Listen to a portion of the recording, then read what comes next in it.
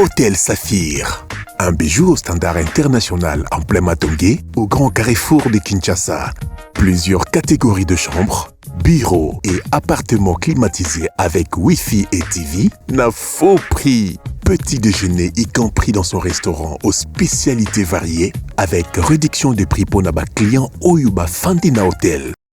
Ascenseur ultra moderne, disponible en permanence 24 heures sur 24, vous amène à tous les niveaux.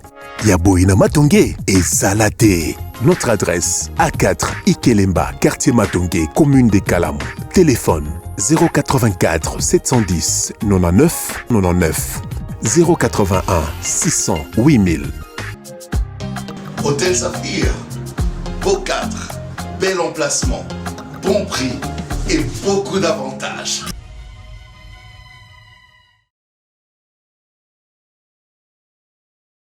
Mbote Nabino Balandi à Bossolo Télévision, merci pour la deuxième partie. Encore une fois, bienvenue à Bossolo Télévision qui reste la seule chaîne au cœur des investigations et nos programmes habituels. Alors, Boumessani Nabiso avec la tenue habituelle, mais Lelo, dans la tenue militaire pour accompagner ba effort de guerre aux salama sur terrain na ba wazalendo depuis FARDC armée régulière na biso to pesi bango maboko esika bazali ko bunda tout le Congolais moral ezali moko toza ko batela ekolo motonyo so sengeli asala wakoki ko sala pona ko batela ekolo ko batela mabele ou ezali héritage commun o biso tozui mais o peto kotikela bana o bakoya na mikolo ezali koya.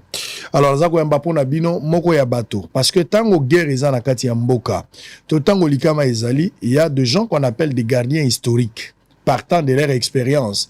Bato yo tolobaka il faut respecter les gars qui ont vécu. Bato yo ba yebi bato ba passa qui par une expérience. Bato yo bazana formule o ba appliquer parce que les mêmes causes eza ko bota ba mêmes effets.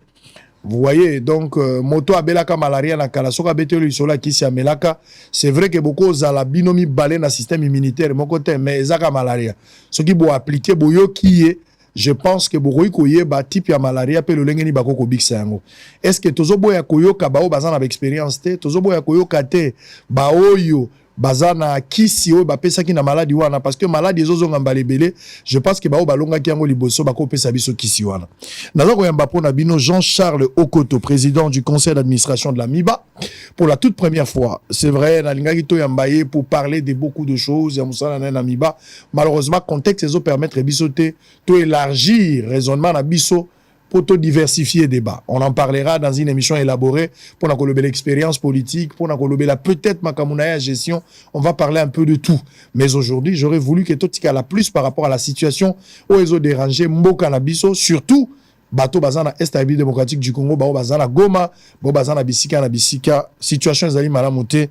Il aurait fallu tout le Bélayango. Voilà pourquoi je l'ai fait venir ici pour parler de ça.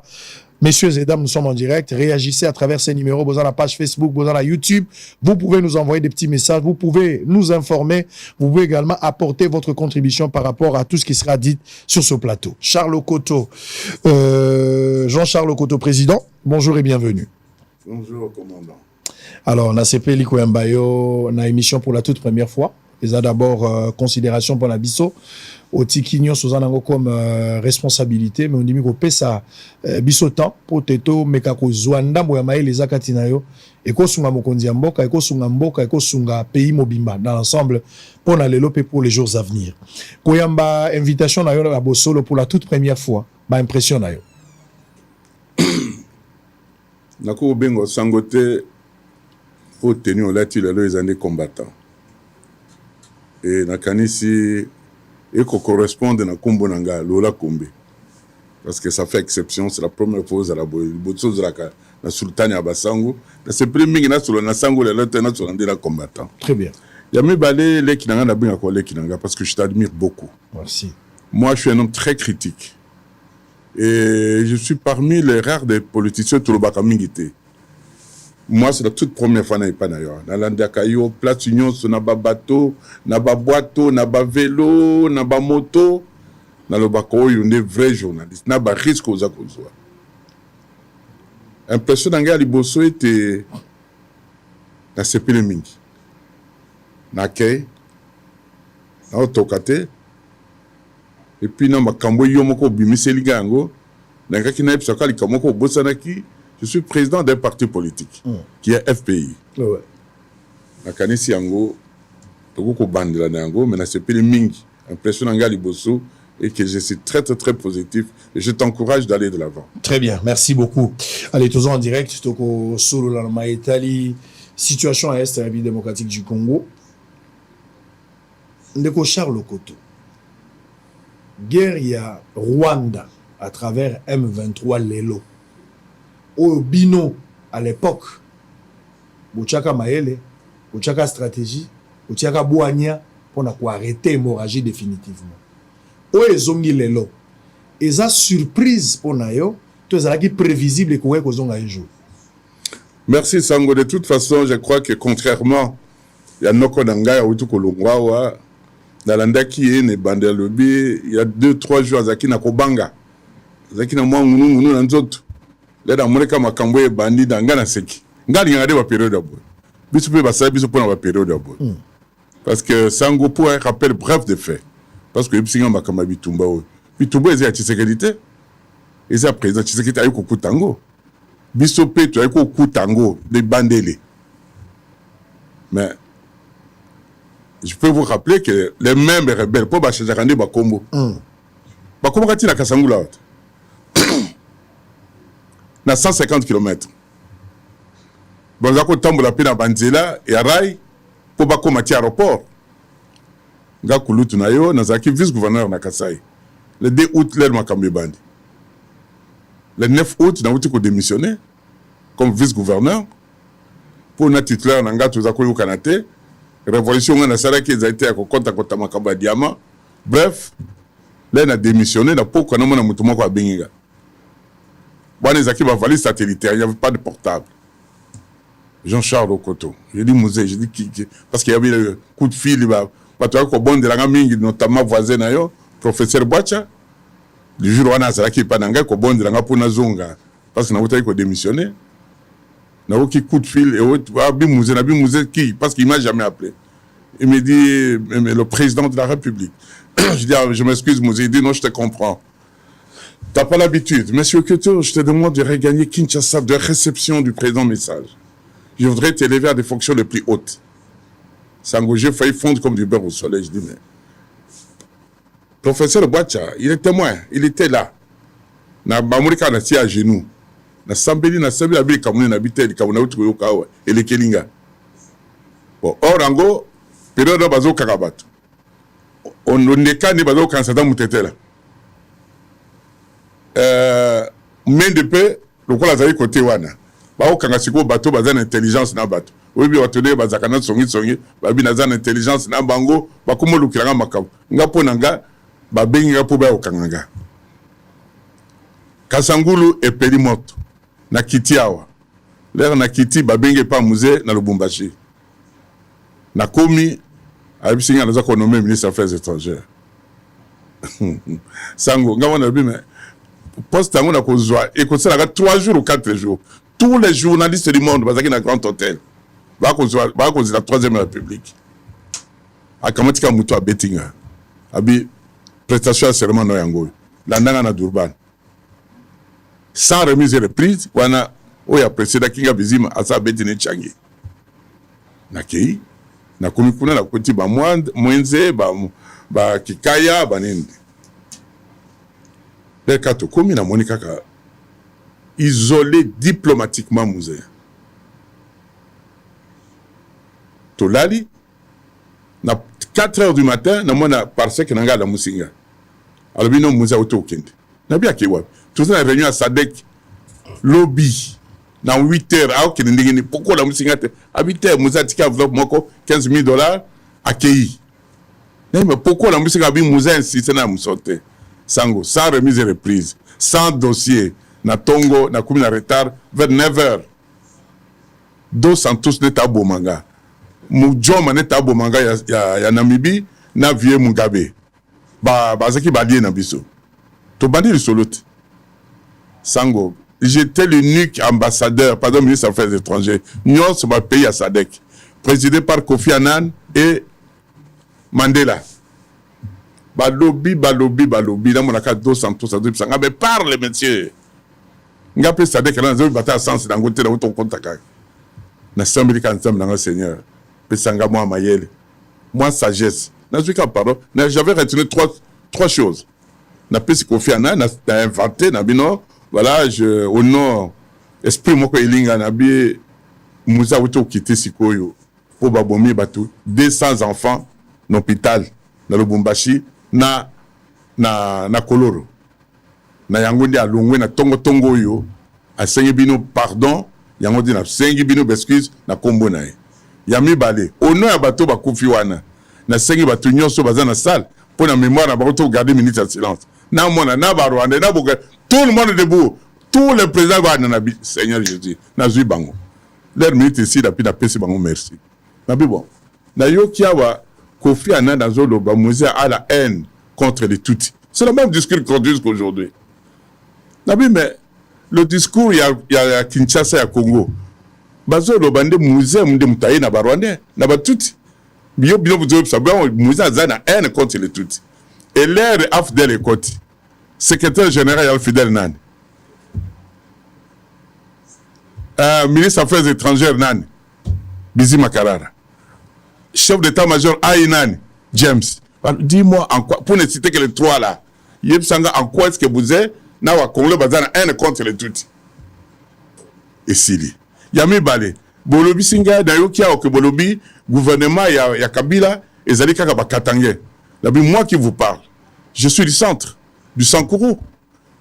Chez Oketondo, ministre des droits humains accompagné qui Mouséao. Il est du Sankourou. Mawapanga Mwanananga, ministre de la Finance. Azad Bakongo, l'État, chef de la sécurité, Azad Équateur, Natangi, Bako Nyos Bakumu Talaka.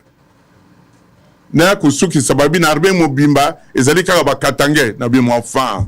Majorité armée autour de l'Angolelo, Bobazako déposé ba armes ya Mobutu. Et majorité Bazakine Bangwandi, Bamwaka, Batete la Banini. En quoi est-ce que vous avez la Katangé na Kati? La télé, ça fait combien de temps vous êtes mis à faire étranger? Il dit ça fait 3 jours. Ah bien là, vraiment je crois que mes amis ont tout perdu.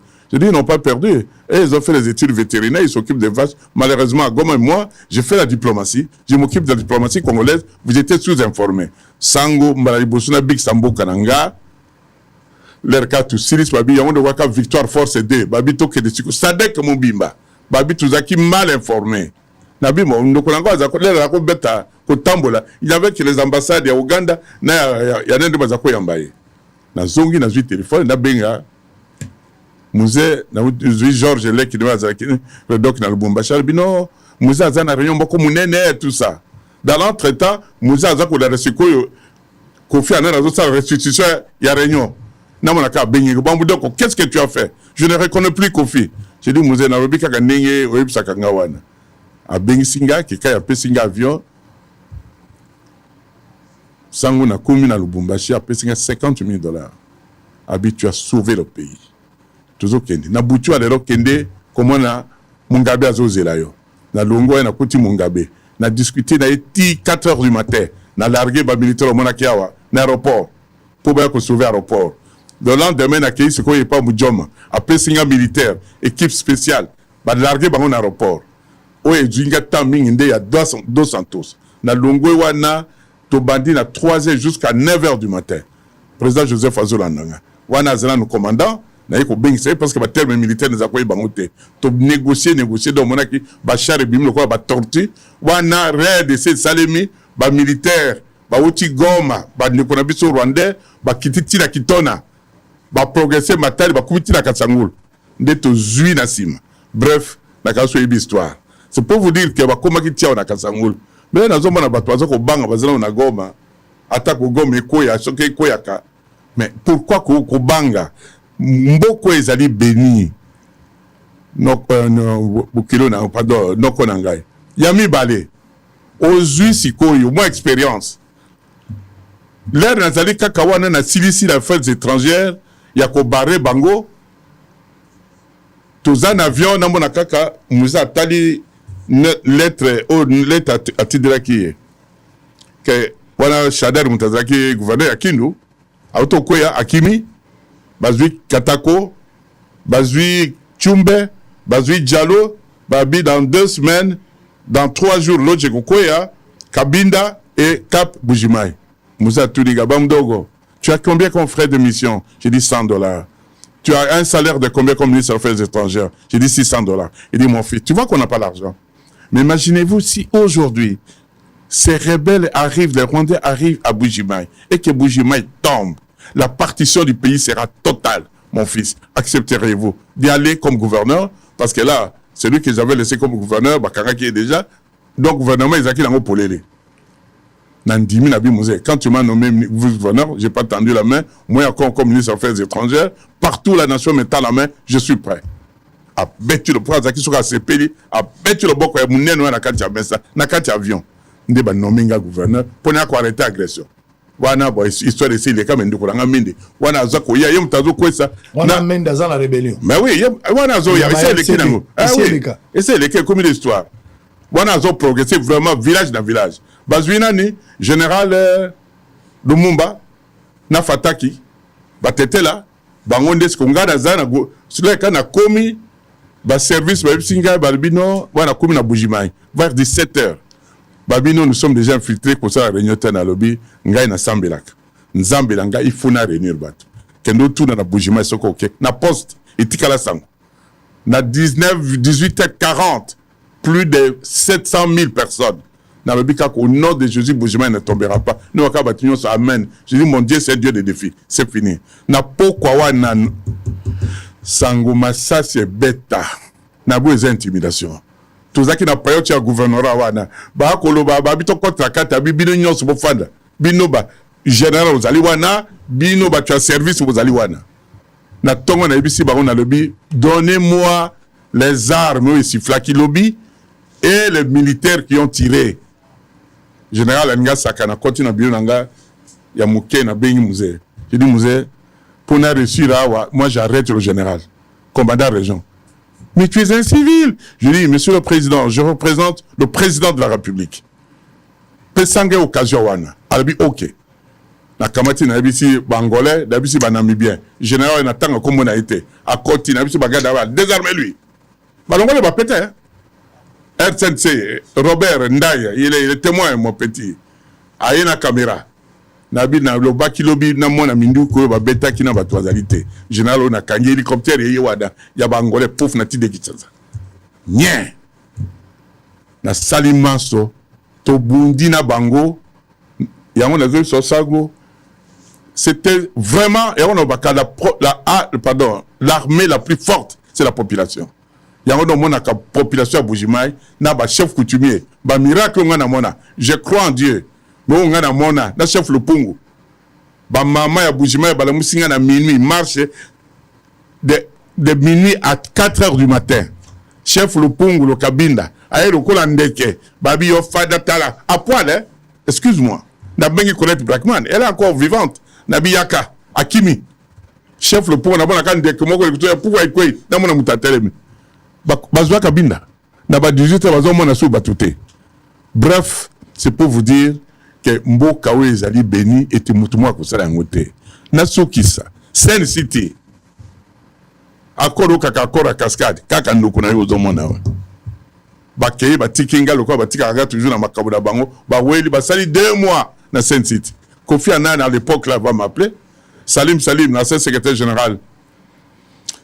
Il y a union oya biso ya oyo ya pamba oyo ba ko benganga babino a ofandi awa Kabila siège na elinge sauté na bengi na zolo bango témoin Raïs Azolandanga ngai moko na initiative na bengi na bi président je voulais vous voir il y a une urgence na yina kotier na bi na bi na yina ke démission boyo tindanga na Seine City makambo linge beba mission n'engana ko bomba ngote à jour des accords ganal ba makamango c'est commis parce que bientôt j'aurai mes 70 ans na bino nazo kede comment na Onosumba Onosumba il est notre frère t'étais là pesanga occasion parce qu'on avait besoin d'un premier ministre de l'opposition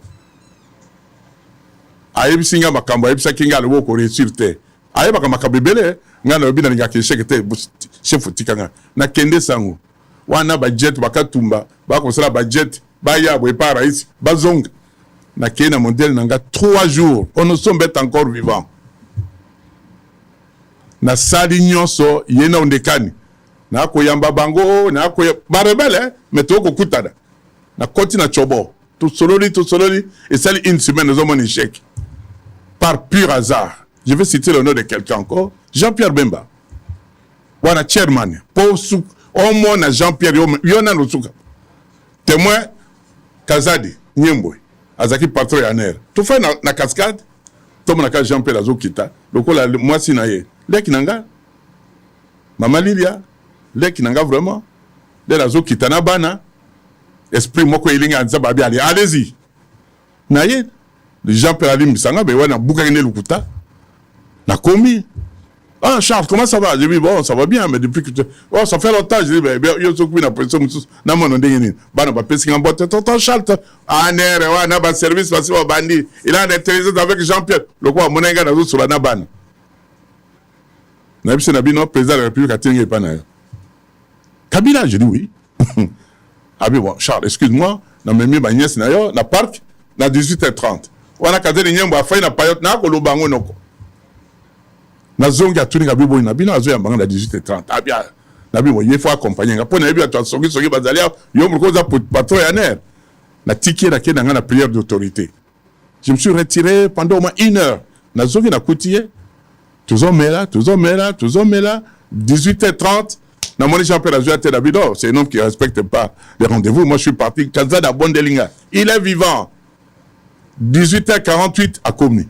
Na on a un protocole les Zwinga, la télé maman vi fini molek. Na bi yo précédé nga. Que non mon Olivier Kamitatu. Yebsa ye boye intimidé d'abord yé. Avant na mon chef naï. Wana Kamitatu azali secrétaire général naï.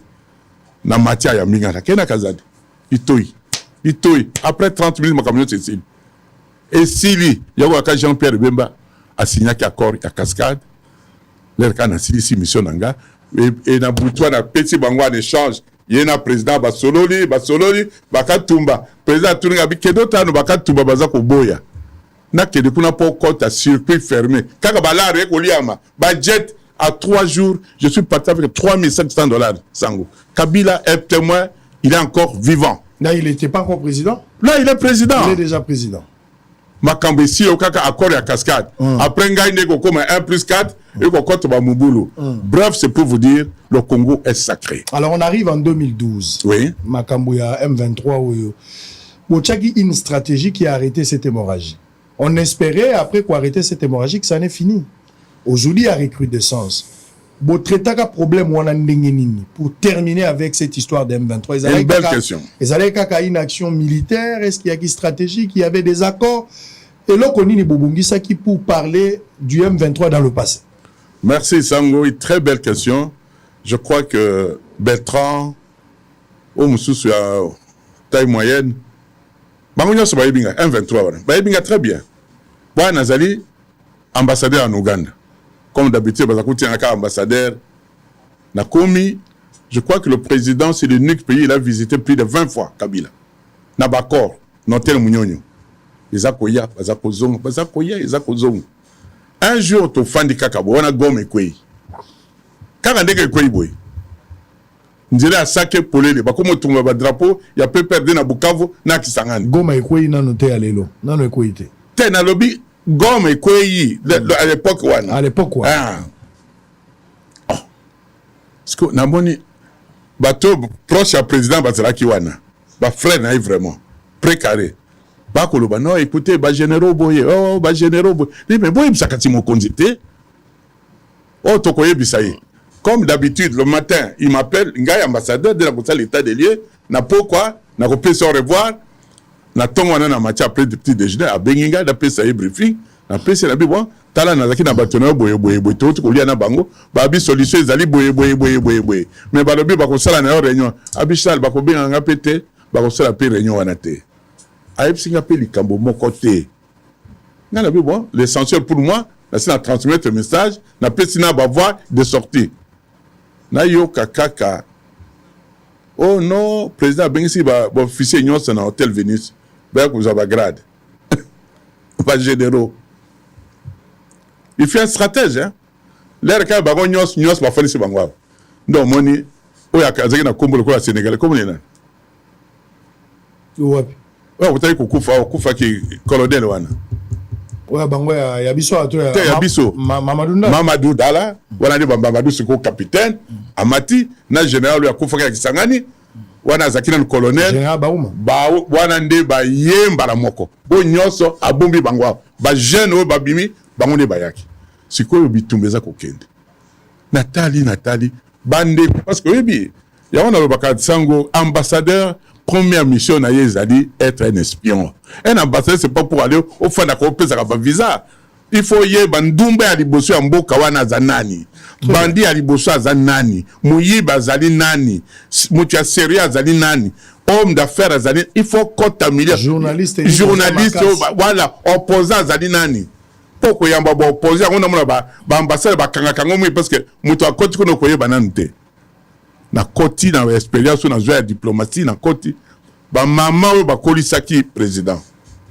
Kwa kola kapekuna Kabila yena mama da Janet parce que Moussa bandaka de kuna après on a keneki Tanzanie l'air Kimi kuna da zalaki a koti Janet pas côté l'université wana ya Makerere soki Makerere l'air to komi na ibisi ba ibisi ba botala papa oyo ndoko na biso to yebiye salaboy biloko na kolo ba wate bien bon na bengi pe président ayeb singa pelo ko ebisa na Kiswahili abi akomone ranga soki na saida bité président pardon ba yeb singa salaboy apesinga Kalev apesinga ministre affaires étrangères Raymond Chibanda apesinga témoin oya zesko na gouvernement paluku ngamu tabikisa ki paluku pour na beka azaki gouvernement wana batiba kimisie azasko na Bukavu je sais pas na Monisco tokei toujours hélicoptère na bisi président wana bino président tininga na bato ya za un peu souffrant ba tininga na bato to kei sango litoi alors bien ce que makabuzo psaka so la bible ministre affaires étrangères nga yoyo patron de sécurité yoyo gouverneur yador kibu yoyo azui kaka téléphone ba témoin bazali paluka est encore vivant kanyanga 30 minutes après le Bokende. Comme ça. À la fin, l'habitant président, mais merci beaucoup. Mais en attendant, nous avons de bonnes relations diplomatiques. Nayo. Quand nous sommes à Kagame.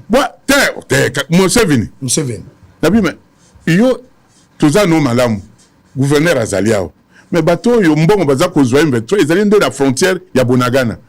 Alors, mais Kanga frontière, c'est inadmissible. Ngana Azali a bonne relation, awanayo. Vous avez la bonne relation dans le pays nanga et que frontière na biso zali polele ba un vecteur vous avez exploité a eu décision car le même jour le lendemain toyo kabatuni allez 23 zonga to beta masasité ozura nanga papa donc M23 le mot d'ordre kaka li solo li toyo da beta kiwana ya Museveni alongweti bati la distance kotia bangombo eza kotia munyonyo wana ndeto yeko bisa mouillage tukamati ba militaire na bitu la bitu bango ateli civil je m'excuse aujourd'hui vraiment il faut vérité moi ko ebima ndeto mouillage akiti na ba militaire to zigoma to fandi maintenant na ba négociation je crois que c'était le 27 un vendredi to signé accord na M23 babi batiki ba fandaki d'abord ngamo na bingisi bango na butu na ambassade na beti litel ba congolais wande ko na biso non il faut ko yeba ko solana bato sango na séparer bango boya zolo mirai na biso oya biso ba congolais la fani na bango to sololi ba signer accord voilà bango nyoso sikoyo ke to tiki to kota dommage ce que na ibaka na document yango na la kisayo M23 et Sili le même soir ba bengi sibiso sommet zaki en Afrique du Sud Sadek Museveni lobi bon ngai na boy koza sur médiation parce que Congo siko eza ko attaquer pour ba militaire biso ba bitolembi to kola d'après mot d'ordre ya hiérarchie du souté il faut to kontakaka ndeto sololi jour wana na poko abi na ko sa du souté l'ancien président à Tanzanie Charles mon collègue parce qu'il fit ministre des affaires étrangères avant qui quitte abi non mais comment il y a un révolutionnaire que no boya Mugabe peut intervenir la même nuit président Bengisinga abi Bengisinga mutu à Malawi bekisanga moto Afrique du Sud ya Botswana soki 4 pays donc on l'a d'asiko général au noko nanga mongo comme ni nani chef d'état-major wa kala to asiko yakala Etumba yesu azo progresser déjà ko la donc na ko nande ndo président ibaki na mboka bien apa pale ko barakaje ndo kakangomba wana to beti mbula pe c'est un samedi brouillard et koti ba comme on a biso te tomati pour fonder toujours militairement mboka wana. Voilà moi stratégie à Mouké, c'est pour vous dire noko il faut la volonté. Mboka wo ezali béni. Il faut savoir parler, il faut savoir négocier. Et donc, on a dit que le bas, vous voyez que Bitumbo, Yolelo, Sango et Bandi, les lots et Banda Kala. Mais, guys, c'est que je me pose comme question. Comment M23, parce que, nous avons bien, oui, c'est comme M23D. Bref, un rappel bref. Nazali n'est pas busy, Makarara. Nagoma. Moi, Nazali, n'assemblée. Ngayi, patron, il y a relations extérieures. Wana, donc on a biso président de l'Assemblée nationale, alors, Azaki président de l'Assemblée. Ngayi, président, il y a relations extérieures. Na komi. Na beti le solo na bizi mais pas nae. Ti. Na bitala mboke za wala Bosco Tagana azali opérationnel. Aïpsi Gabi Ozela. Azui téléphone. Il a dit à qui ça bizi. Azui téléphone. Ouais. Ukapanda tena 1 centimètre. Takuwa. Mpona kwa so bitumbo ndenge ezali. Ukafanya tena 1 mètre. Na azolo bona Bosco Tangana. Tofandi pourquoi vous êtes très discret après 40 minutes na mona mutakoti Bosco Tangana todo bunane bitumba. Na mona mutakoti c'est pas visible. Visible abisa biso quoi avancer le sous même 1 mètre. Okuyokanga. Bref, takani sozo comprendre l'aspect à guerre au ndenge. Alors likamwa guerre une belle expérience hein au partager na biso. Ça peut donner ce que ça donné la paix à un moment donné ou semblant et à paix mais est-ce que ça porte été officiel vous avez accepté de perdre la grande raison mais visiblement gagner la petite raison parce que on a l'impression que derrière ces histoires une infiltration est s'installer définitivement mais armée comme une difficulté parce qu'on gère une guerre par l'information. C'est déjà information l'ennemi essaye de nous attaquer parce qu'il contrôle l'information. Il a l'information en temps réel. Il va plein de belé. Tout ça la stratégie, tout ça la commandement, tout ça la briefing en interne. Mais tout ce que tu as arrêté comme stratégie, l'ennemi est informé en temps réel. C'est justement à cause de cette infiltration. Est-ce que cette manière de résoudre le problème, d'aller en dialogue, de faire une approche intelligente pour la recevoir bango et permettre un brassage, un mixage, lélo nous en sommes victimes. Voilà pourquoi on ne sait pas arrêter cette hémorragie. Recrudescence, il y a M23 et Zongi Lelo. À cause de cette infiltration. Peut-être les problèmes n'étaient pas bien résolus. Ils avaient une solution momentanée. Besoin qu'il y ait peut-être pour un semblant et à paix. Mais ce n'était pas définitif parce que ceux qui vont arrêter qui totalement l'hémorragie de cette situation, les autres Robert à l'issue. Donc, c'est ça, M23, vous avez fait semblant, peut-être en négociant. En contrepartie, on parle du couloir militaire, Kagame a géré à l'époque, et puis le couloir économique. Donc vous avez voulu peut-être arrêter cette hémorragie, mais officiellement, c'est un regret aussi. Sango, la Canisse Hollanda King avec beaucoup d'intérêt. Allez-y. La bêtise a commencé à Sun City. Je vous ai parlé, il y a résolu accord de cascade. Pour tant ils allaient m'inviter. L'accord de cascade de l'être aussi, si Jean-Pierre a signé. L'avantage, c'était quoi, Sango, l'objectif? Que tout le pays était divisé à 4. C'est cet accord où tout le monde a déposé les armes. Pour qu'il ait formé le gouvernement. Maintenant, c'est au niveau, au-delà, Jean-Pierre n'a pas exercé son poste de Premier ministre. Je ne sais pas si vous vous rappelez. Azia qui le sous-soutait, bateau, Pekissi, tous à cause de 30 jours à la stade. Aboya qui le sous-soutait, n'a évité la raison, mais c'est quoi politique, comme Bazali Zinga, Bazaka la politique, tire l'oeil. Basali Nyo, ce peut comme on a formé 1+4. Dès qu'on bib sama Kambouane. Ouais, les acquis sur étape n'angate. Et comme étape, 1+4 d'être divisé, diviser pouvoir tirer au niveau à chef de groupement. N'a pas mixage, voilà, banir. Ça, c'est une parenthèse.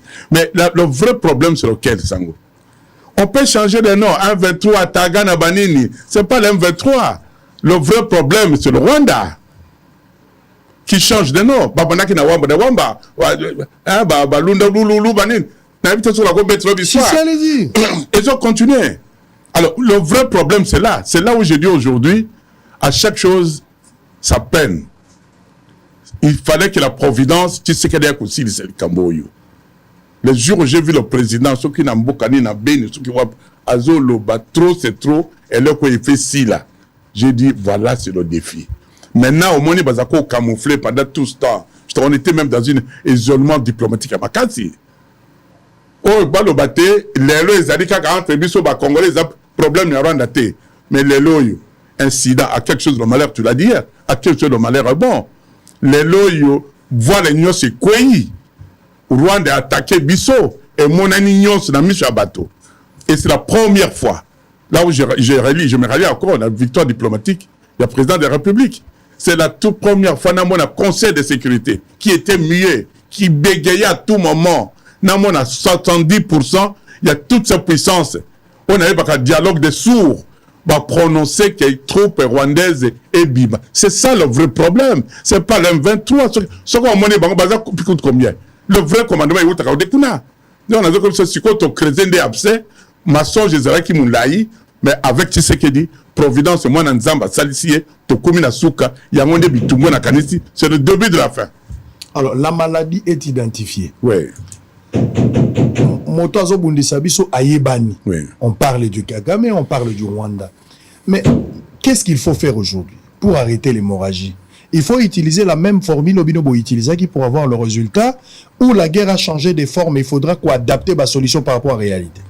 La guerre a changé de forme.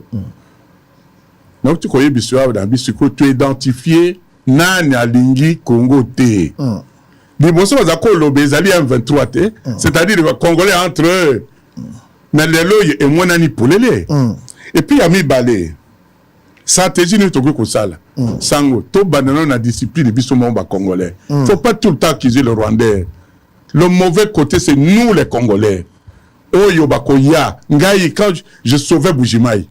Bande ko na uti ko tanga kombo awa na baba ko tindila nga ba message. Na tika diamant ya Bujimai ba ko pesa 45 millions de dollars. Na tika ko ko sango. To bandana na discipline de biso ba infiltration avant na yawa.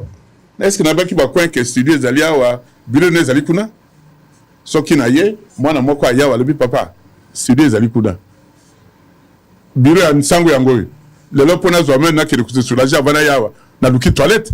C'est pour vous dire mon père soka akomi si vous êtes soudés batunyas ba leksenga ba kwa yawa te na koye ba te sango mais soki ngai moko mwana ndako le caution en bongo le caution à pouvoir soit disant opposant soit disant soki société civile na ko kabamboka balobaki pas la biso qui était là mais là tu l'as ma hoki soni pas que tu l'as dengue je peux te traduire ça en lingala pour batoyeba ce que moi si au na ba village na biso kuna OK na rivière moi ça a bulungu a fukamu yo mtu za ko le ko bwa kilisu na ko kason yo mtu ofungula ki bilamba na tala obianga mtu za ko le kana bwa kilisu ma bé d'abord biso discipline yango nazomona campagne de sensibilisation yo totika ko trahir mboka na biso parce qu'un ennemi ne peut pas venir facilement comme ça soka zana batu na quantité yango nde naza ko senga mingi batrahisa ki mboka bazai na biso lelo photos zo ba mesure moko loko na mona ki leki na ngai ministre de la justice yebta motiva kinga mingi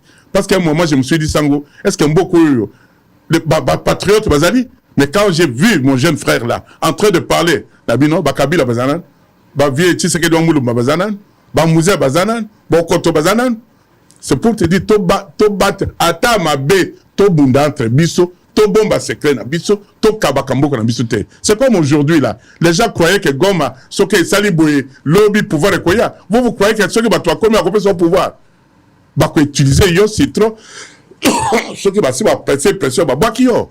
Ya on a koloba lelo yo conseil de sécurité n'habite ce qu'on y a dimension nango c'est la première fois aujourd'hui encore ils vont se réunir la deuxième fois je suis presque certain maintenant bakoloba pour des raisons humanitaires mais décision baloba kiwana lelo makambo ekosi la ba obligé bango balonga parce que basi identifier les bosso bazako ya koloba te ba koloba kaka ba problème entre congolais maintenant bandimi mais ce qui Même Nations Unies a pointé, si quoi, comme ils sont les Kambakolobo M23. Mais c'est ça que je te même dis. Yépé, la diplomatie a imposé. A imposé, c'est-à-dire qu'une victoire diplomatique, il y a ma casse.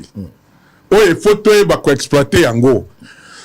Yango te na kosuka na makambo na zo mona ya kotumba bambate totika yango parce qu'il y a un ennemi azali wana na kati. Yango na zo ko basikoyo. Tu ko moyen balo yango na monaki, je sais pas si vous avez suivi le président de la République à la veille, il était en Suisse. Victoire au niveau environnement. Où toutes les puissances du monde vont reconnaître, même le secrétaire d'État américain a reconnaître Yango. Que tous les pays solution, forêt nabiso, même les minéraux peuvent exploiter. C'est pas une zambe mutasala que après ça biso bazamba apim na bato mususu, après ça biso ba minéraux apim na bato mususu, même la frontière. Au moins après ça comme la frontière apim ni batwana, après ça Congo, c'est un pays béni. Moi j'ai une satisfaction totale parce que j'estime que c'est la fin de la guerre aujourd'hui. Alors quand vous regardez ce qui se passe, parce que vous parlez de la trahison, vous parlez de l'unité, on va prendre des aspects. Parlons d'abord de la trahison. Aujourd'hui, le Rwanda revient avec son histoire du M23, toujours Rwanda, la manœuvre avec son poison et M23, mais utilisant certains Congolais. Malheureusement, ils utilisent aujourd'hui, parmi tant d'autres, des journalistes, ils utilisent aussi Moto Alaka président et Seni Namboka. Osaka arbitre et un match à Real na Barça. Real na Barça Betty, Barcelone a gagné Real. Yo moto sifflé au lobby victoire les à Barcelone. Ma printemps arbitre qui aux Aminduki à l'obioté Barcelone a gagné quitté. Lelo Corneille Nanga, un Congolais de son état. Ngala kina na iziro. Na ebi tata Corneille Nanga, na ebi mama na ye. Na kina ko mona bango. Tango na komi na iziro, na kina kana ba village mo baza côté moko na ba mwana mwasi nani Inagosi. Azana honorable député Inagosi baza presque côté moko. Na kina kitina bamboka na bango kuna. Tant on a commis na kuta na tatane na solo na laksinga na ndako nanga bandai ko vanda ndeko na zaki gouverneur. Je suis parti jusque là na kota na kati ndako na bango na vanda. Est-ce que ozo réaliser que nanga motazu minduki nanga mota oboma bandeko na ba congolais ba ba na ba armée na ba civil bomoni ba bombe kwa ki na bomba na goma na bana mikie ba bébé na kati ya couveuse baza affecté moi na kufi. Donc nanga azo ande ba congolais en complicité avec le Rwanda. Osons réaliser à mon dégaine parce que nous parlons de la trahison. Sango Yama Mingi. Vous savez, vous avez appelé ces gens de Batuandingo à de collabo. Moi, je ne peux pas parler de lui. Vraiment, je m'excuse beaucoup. Je n'ai aucun attaque au fond mon konangaïté. Parce que moi, j'enchaîne à l'épisode bêta pour Naleki.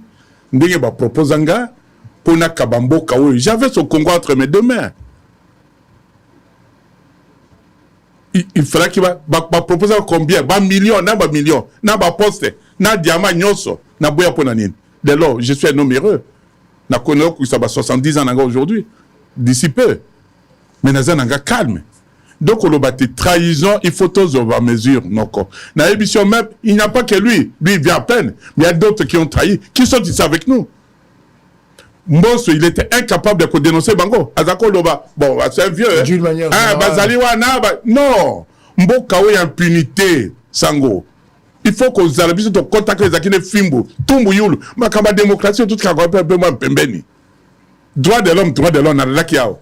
L'air kaka leki nanga le ministre de la Justice, abi makambo homosexualité zalawate. Combien les ONG? Les gens tremblent ici quand les ambassadeurs en Chine pour que le président de la République aille en ambassadeur. Il y a des gens qui terminent l'émission à mon qualité. Il y a 3 fois. Parce que dimension à Mokalangai, Nandega Touzaraki na Bango, Nandega da Rechofaki, les relations diplomatiques. Ministre des Affaires étrangères, pour ambassadeur au Monaï, c'est un problème. C'est le secrétaire général qui gère tous les ambassadeurs. Et là, les Africains sont mieux considérés que les Occidentaux. C'est pas comme chez vous ici, un ambassadeur. Moi, alors qu'on mouquet, ambassadeur, qu'on talanga, qu'on s'est imposé. C'est nous-mêmes qui donnons l'importance à la valeur inutile. N'a pas le mot, on a beaucoup de tapis. Non. Ambassadeur Bazoé. Mais comment?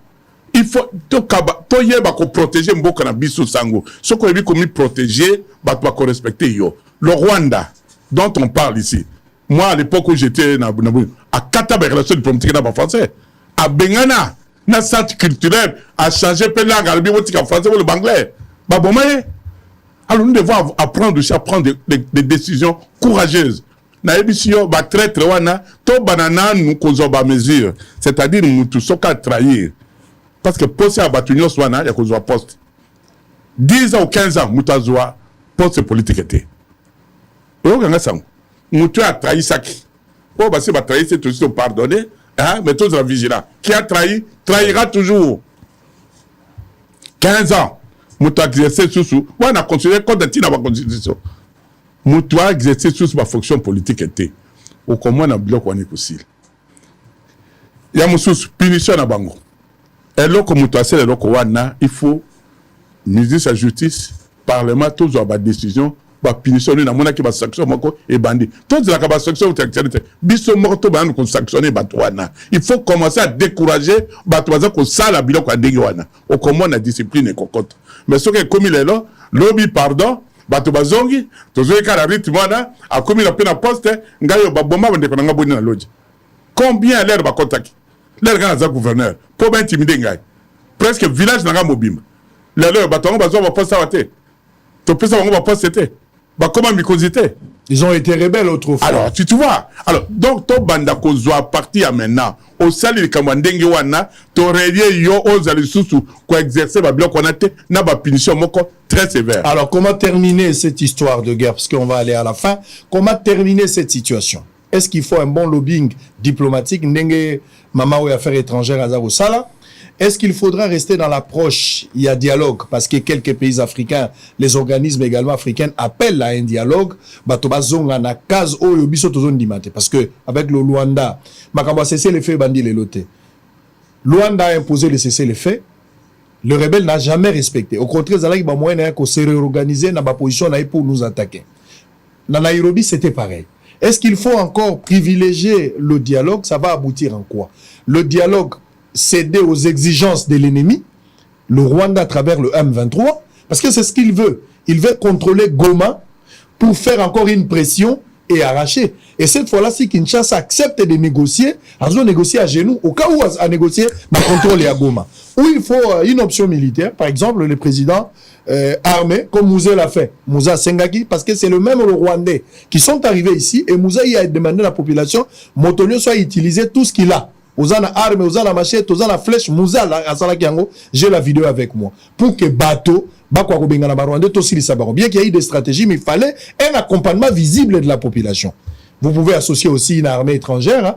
Il y a des pays africains, vous pouvez les appeler pour appuyer. Quelle option? Non, merci, Sango. Là, vous me demandez dimension, utiliser ce que dimension diplomatique. Allez-y, allez-y. Moi, en tant que diplomate de formation, de négociation, il faut à la permanente, le dialogue, il faut à tout prix. Naba makambonyos. Biso ba diplomate d'être déclenché la guerre, biso d'être aussi le sakango. Mais dans le cas présent, précis, d'abord, résolution, il y a Conseil de sécurité. 90% à Batunios sur lobby, ils ont violé la charte des Nations Unies sur l'intégration et la souveraineté de la République démocratique du Congo. Par conséquent, qu'est-ce que cela veut dire? Que ces gens se retirent. Rwanda, Abimana, on a territoire, on a Bisso. On sera prêt. Moi, c'est ça mon point de vue. Parce qu'il faut respecter résolution Rwanda à Conseil de sécurité. Bangonyo Sobalobi va reconnaître qu'il y a des troupes congolaises, troupes étrangères dans notre pays. Nulle part au monde où on peut exister. La première rupture des relations diplomatiques que nous avons eu, que j'ai travaillé même dans la mémoire d'Anga, avec la Belgique en 1960, c'était ça. Parce que, les Belges, Yaki, Kitiawa, Koti, troupes na Bango, sans l'autorisation du gouvernement congolais, soit en disant, qu'on protégeait la Bango. Donc, on a une rupture, l'unique rupture des relations diplomatiques. Mais, dans l'entretemps, au moins, tout na Bango, mais la relation, toujours ça na Bango. Non, ça ne peut plus exister. Du moment où tu as agressé, tu as une relation balamoko. Et puis, de trois, il faut sikoyo, le qu'on a bisio, tozonga na eloko wana. Pourquoi Bango? C'est ça justement la stratégie, il y a négociation en termes de relations internationales. Bayeba qui est basé un échec déjà sur le plan diplomatique. Bayeba qui est au souka na eloko wana. Pas pour autant dire que on va négocier à genoux, mais en position de faiblesse. C'est-à-dire, on va s'alignoso, babito bunda po bazwa goma.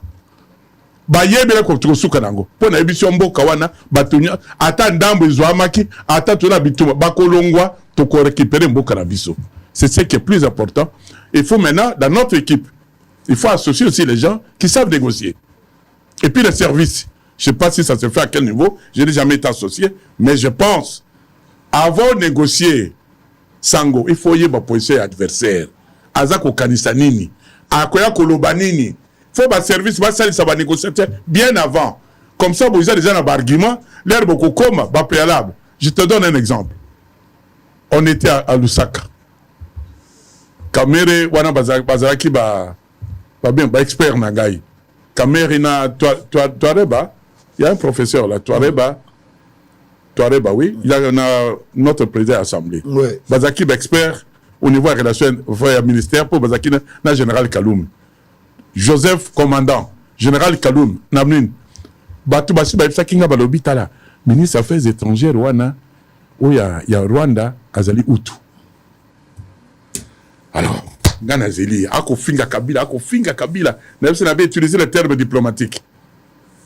Ako Finga Mouze, Gas qu'on a eu parole, Nabi Papa, vous parlez de génocide, vous parlez Makambo, il y a Rwanda. Au Rwanda, il n'y a que des tribus. Il n'y a que les Tutsi et les Hutus. Yo Yebisanga, pourquoi le Makambo génocide est mingi? Yo Zale Kolonini, Sango, peut-être si vous m'avez suivi. Donc, on est Hutu.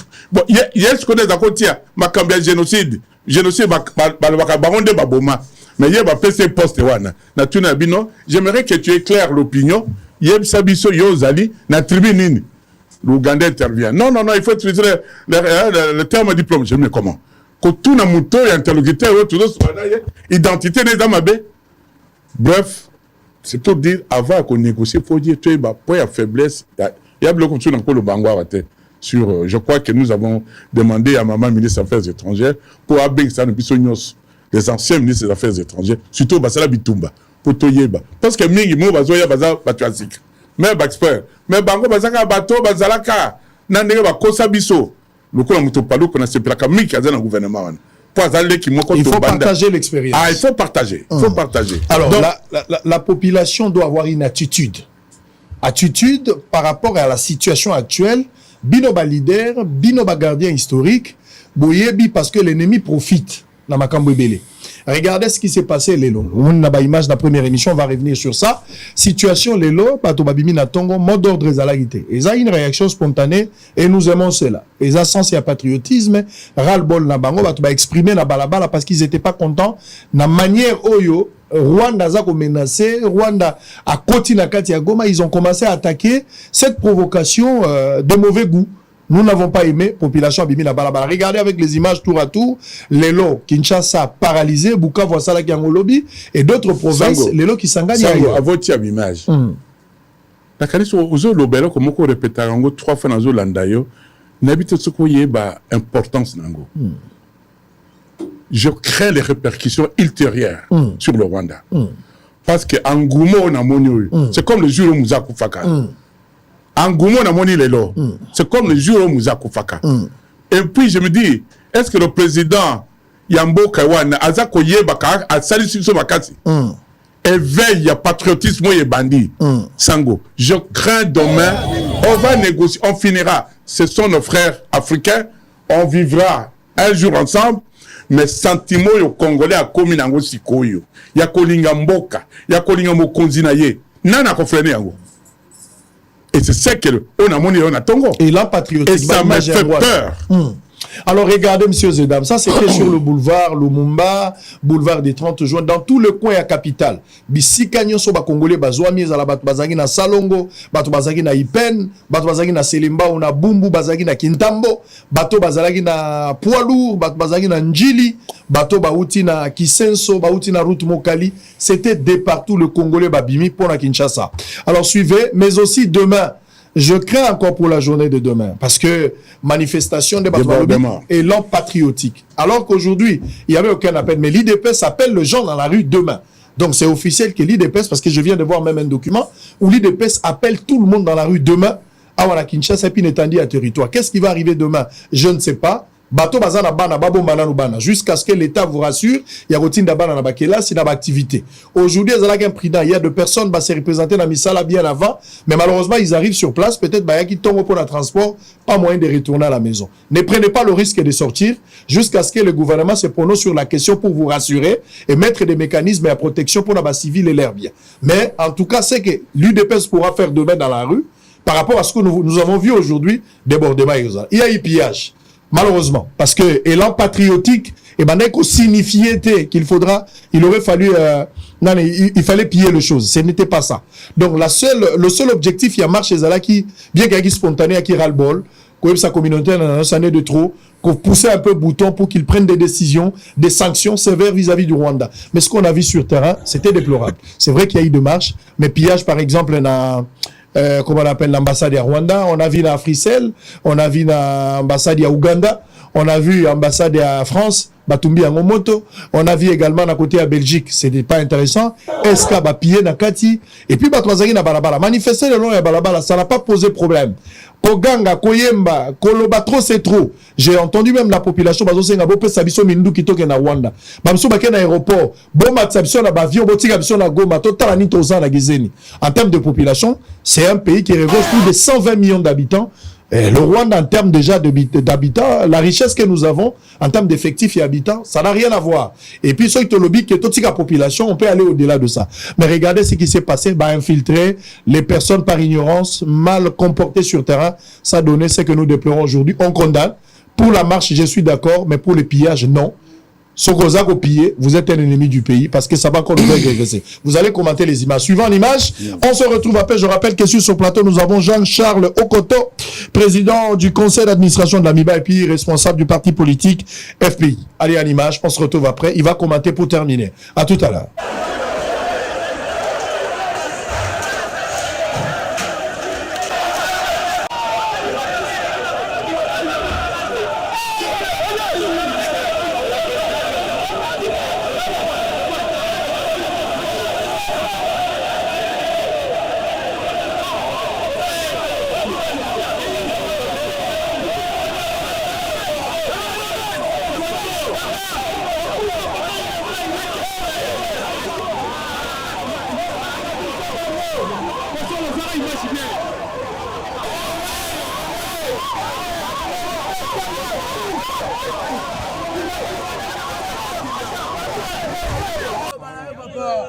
Belela Monguna lakisa ke Kongo ezali mboka ya paix eza mboka bitumba te mais soko tumoli biso okozwa ba FARDC bazosala musala makasi sur terrain Bibembe tondi na Rwanda baza na lokuta bazokoka koloba te Congolais telema mpona mboka na yo kozela te bapesa yo mot d'ordre soki moyibi akoti na ndako batunaka papa te nasala nini yo moko oyebi okosala nini ndela mboka na yo batela mboka na yo ne jamais trahir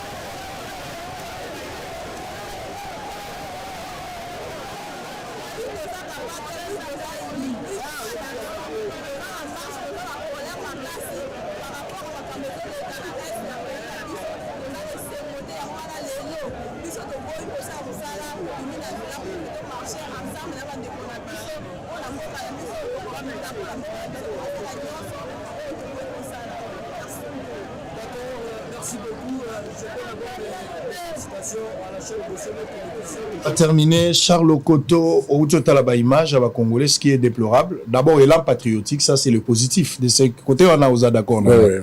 Mais malheureusement, il y a des conséquences qu'il fallait éviter. Oui, Sango, je crois que je suis très triste. Il y a comme un comportement de débordement. La raison pour laquelle Sango, même appel et à lobby, il faudrait que même le gouvernement bâti à la garde présidentielle pour encadrer Batou.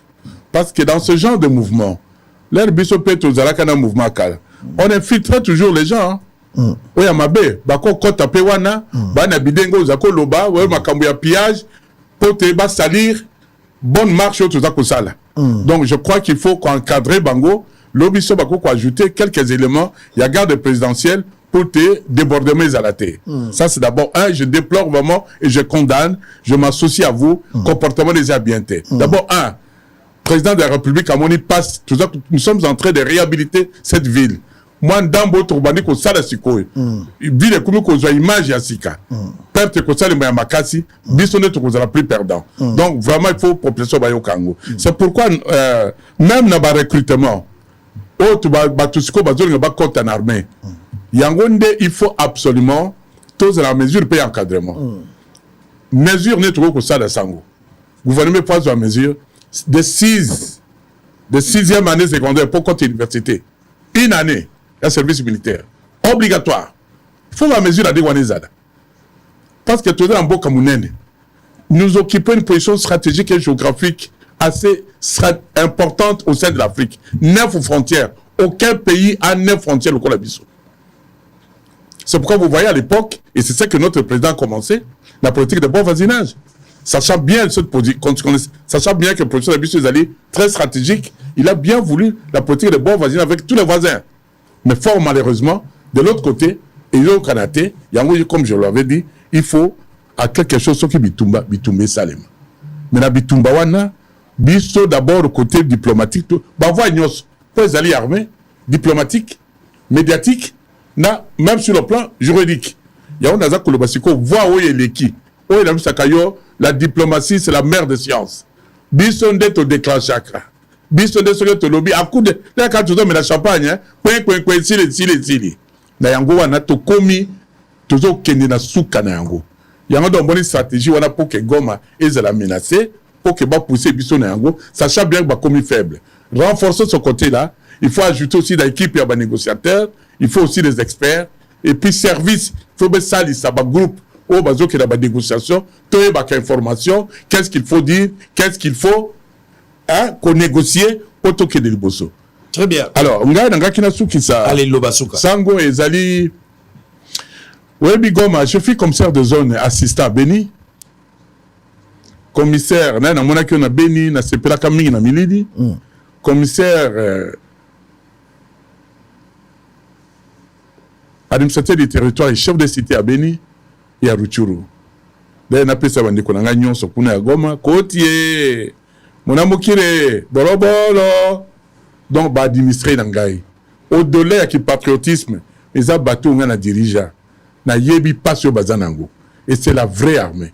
Les lots, yata, bazu, babonagano, bazouaki, mais batouana, bazar, tranquillité, parce qu'ils ne seront jamais acceptés. C'est l'avantage que nous avons. Parce que nous défendons une cause qui est juste.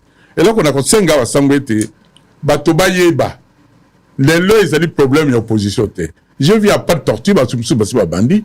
Ou ils ont dit ma kabouya ma belé. Moutounyos. Oh, Yazali, Ayebi Kazali politique. Parce que notre classe politique est pourrie.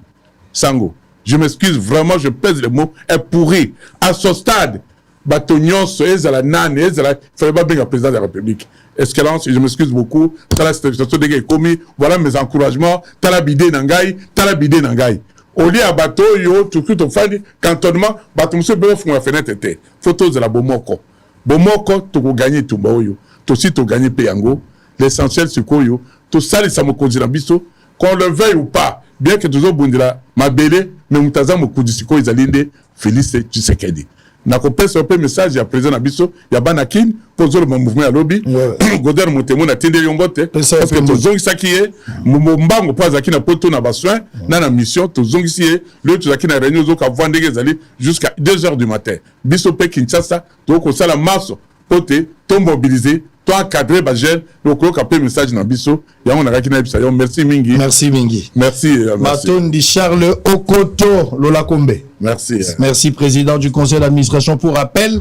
Et puis, président du parti politique, FPI, Kouloutoulanga Goda Motemona, Napesi Mbote Place Azali, Naba Kinois et puis Congolais en général.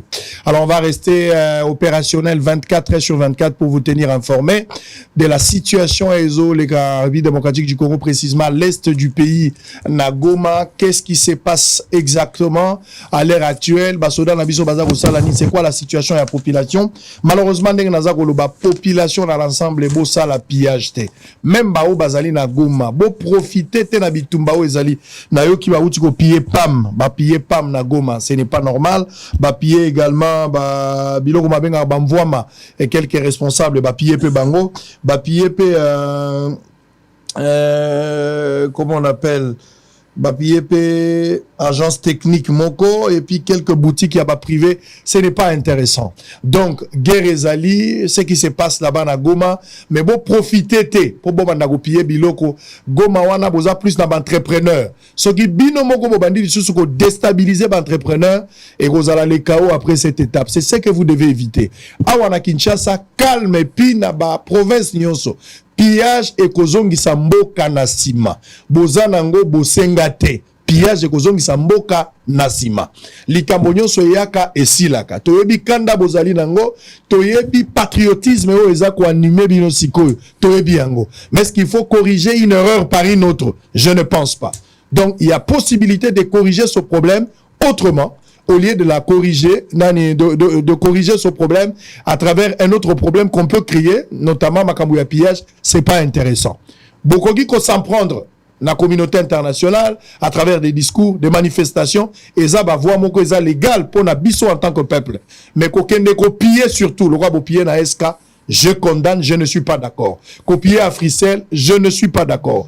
Bopier pe ambassade de Belé, je ne suis pas d'accord. Mais qu'on manifester ras-le-bol, c'est un droit le plus légitime. Bokoki ko salango. Et puis, naibisa kibino déjà né tolobine émission.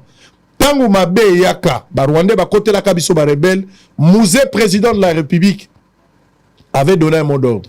La vidéo existe. Si c'est la même maladie, ça ko déranger biso lelo, faut le même traitement. Ce qui monguna koti na ndaku batuna katata permission te yo foye banini osala po batela ndaku lisolo nango bokobeta ngosima bosolo esili.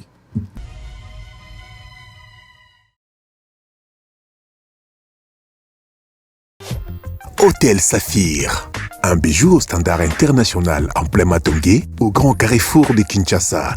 Plusieurs catégories de chambres, bureaux et appartements climatisés avec Wi-Fi et TV, n'a faux prix. Petit déjeuner y compris dans son restaurant aux spécialités variées, avec réduction de prix pour naba clients Oyuba Fandina Hotel. Ascenseur ultra moderne, disponible en permanence 24 heures sur 24, vous amène à tous les niveaux. Yaboina Matongé et Zalaté. Notre adresse A4 Ikelemba, quartier Matongé, commune des Kalam. Téléphone 084 710 99 99 081 600 8000.